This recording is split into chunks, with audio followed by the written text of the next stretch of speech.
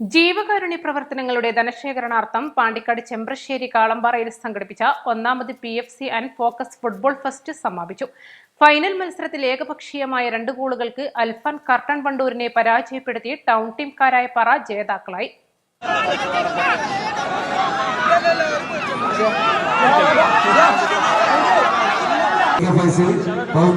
എന്നിവരെ ഗ്രൗണ്ടിലേക്ക് ഹാർദമായി ക്ഷണിക്കുകയാണ്.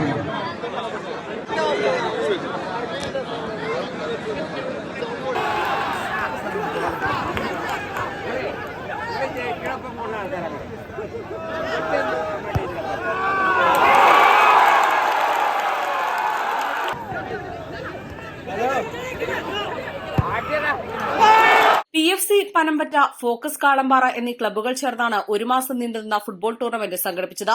സമാപന ചടങ്ങിൽ വിജയികൾക്കുള്ള സമ്മാനങ്ങൾ tournament committee chairman Moosa Kalampara, convener P. Jibin എന്നിവർ ചേർന്ന് നൽകി.